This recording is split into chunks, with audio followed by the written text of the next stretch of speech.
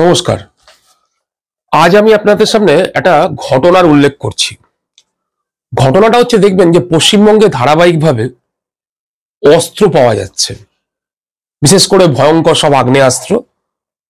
একদল মানুষ, তারা বাইরের রাজ্য বা বহিরাগত বলতে পারি, তারা ক্রমাগত চলে আসছে।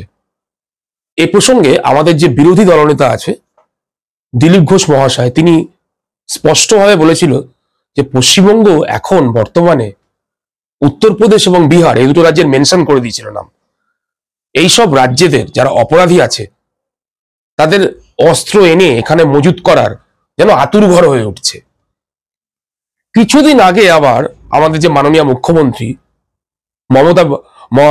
মমতা ব্যানার্জি, তিনিও উল্লেখ করেছিলেন যে পার্শ্ববর্তী একটি রাজ্য, তিনি বিহারের নামই উল্লেখ করে দিয়েছিলেন, যে সেখান থেকে একদল মানুষ চলে আসছে, তারা ভোটার লিস্টে নাম তুলে নিচ্ছে।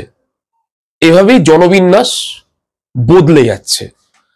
দেখুন, ভারতবর্ষের অন্য রাজ্য থেকে লোক আসতে পারে, কিন্তু তারা যদি নাশকতা কার্যে জড়িত হয়ে পশ্চিমবঙ্গের বিভিন্ন রকম যে নাশকতামূলক কার্য, অপরাধমূলক কার্য, সন্ত্রাসবাদ কার্যে লিপ্ত হয়, তাহলে কিন্তু বদনামটা আমাদের রাজ্যেরই হয়। আমি ছোট্ট কয়টা ঘটনা বলে নিই ধারাবাহিকভাবে। যেমন 28শে জানুয়ারি আমাদের শিয়ালদার সামনে যে মুচিপাড়া থানা, সামনেই Surendranath college, Surendranath women's college, ঢিলছোড়া দূরত্বে মুচিপাড়া থানার সামনে, সেখান থেকে একটি দোকান থেকে 5 জন উত্তরপ্রদেশের অস্ত্র শস্ত্র নিয়ে ধরা পড়েছিল। নামগুলো খুব ইন্টারেস্টিং, শুনলে বুঝতে পারবেন। শশীকান্ত যাদব, রাহুল যাদব, সেই সঙ্গে রয়েছে আদিত্য মৌরিয়া, দেবাং গুপ্তা, এবং এদের কিংপিন ছিল রুকেশ সাহানি। এদের কাছে বিভিন্ন রকমের আগ্নেয়াস্ত্র পাওয়া যায়। দ্বিতীয় একটি ঘটনা আমি আপনাদের উল্লেখ করছি, সেটা আবার 8ই জানুয়ারি শুক্রবার। সেটা আবার বড় বাজারে উত্তরপ্রদেশের নাম্বার প্লেট লাগানো গাড়ি। সেখান থেকে তারা পুলিশের মনে সন্দেহ হয়, সন্দেহ হওয়ার পর তারা চেস করে। সেখানেও সেই এক কেস, ভয়ঙ্কর সব অস্ত্র পাওয়া যায়। সেখানে 3 জনের নাম হলো জিতেন্দ্র কুমার, মনোজ কুমার, আর সেই সঙ্গে রয়েছে সত্যম সাহানি। আরেকটা আমি একটু বলি, যে এবার 10ই জানুয়ারির দিকে একটু এগিয়ে, এটা আবার আরেকটা সাংঘাতিক ঘটনা বিহারের মধুবনীতে। পশ্চিমবঙ্গের পুলিশ সুপার নেশা সোলোমন কুমার, তার নেতৃত্বে তারা চলে গেল বিহারের মধুবনী থেকে বিহার পুলিশের সহায়তায় এক বিরাট বড় অস্ত্রাগার তারা অস্ত্র উদ্ধার করতে সক্ষম হলো। তারা পশ্চিমবঙ্গে অস্ত্র পাঠানোর প্ল্যান প্রায় করেই ফেলেছিল। সেই 4টে নাম হলো রাজকুমার শাহ, রাজকুমার চৌধুরী, এবং সেই সঙ্গে ইফতিকার আলম এবং ইসখাত আলম।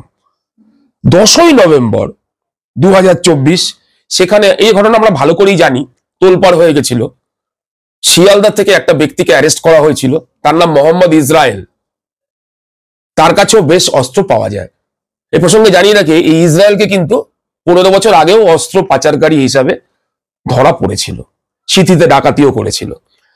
10ই নভেম্বর আবার এই ধরা পড়ার পর 7ই সেপ্টেম্বর আগের বছরে দুর্গাপুর, সেখানে এটি মানে ভাবলে আপনারা অবাক হয়ে যাবেন, 34 জন জেলা শাসক, পুলিশ সুপার, তারা আইএস বা আইপিএস যাই হোক, তাদের নামে ভুয়ো লাইসেন্স বার করে পশ্চিমবঙ্গে অস্ত্র নিয়ে আসার তারা বিরাট বড় একটা গ্যাং ধরা পড়ে।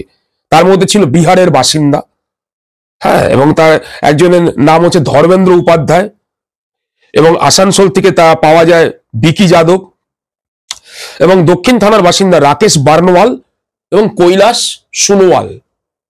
আমি আরো 4টে নাম আপনাদের সামনে পড়ছি এই বিকি যাদবকে জেরা করে 11ই সেপ্টেম্বর। এই নামগুলো খুব ইন্টারেস্টিং।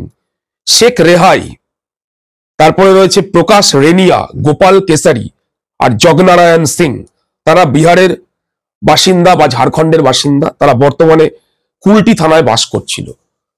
তো এই যে এতগুলো নাম আমি পরপর ধারাবাহিকভাবে বললাম, এখানে সবচেয়ে উল্লেখযোগ্য হলো এরা কিন্তু কেউ বাঙালি নয় বা বাংলার ভূমিপুত্র নয়, এরা বাংলা বলতে গেলে জানেই না। এবং এদেরকে এইভাবে দেখানো হয়েছিল যে এরা জঙ্গি বা সন্ত্রাসবাদও হতে পারে। পশ্চিমবঙ্গে যে ধারাবাহিকভাবে অস্ত্রের ঝনঝনানিতে বারবার করে বলা হচ্ছে এত অস্ত্র ঢুকছে, এত অস্ত্র, কিন্তু আসার পর সেই অস্ত্রগুলোকে নিয়ে বড় কোনো নাশকতা কাজ করে পশ্চিমবঙ্গের ভাবমূর্তি নষ্ট করে দেওয়ার চক্রান্ত নয় তো?